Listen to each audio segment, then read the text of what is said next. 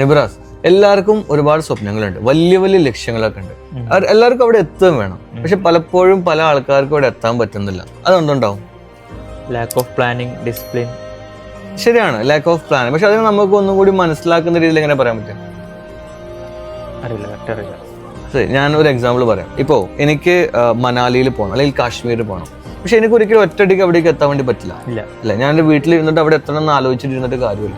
So അതിന് ഞാൻ എൻ്റെ സ്വദേശം മലപ്പുറമാണ്. അപ്പോൾ മലപ്പുറത്ത് ഞാൻ പോകുമ്പോൾ ഒന്നെങ്കിൽ എനിക്ക് ട്രെയിനിൽ പോകണം, ഫ്ലൈറ്റ് ടിക്കറ്റ് എടുക്കണം.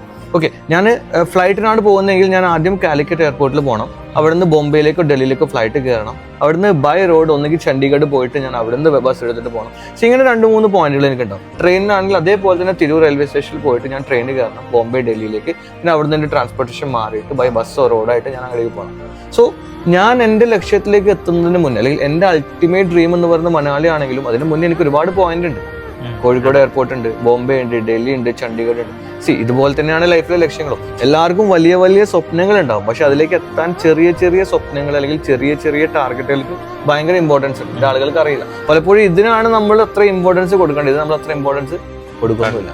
സോ ഇതുകൊണ്ടാണ് പല ആൾക്കാർക്കും അവരുടെ ലക്ഷ്യത്തിലേക്ക് എത്താൻ വേണ്ടി പറ്റുന്നത്.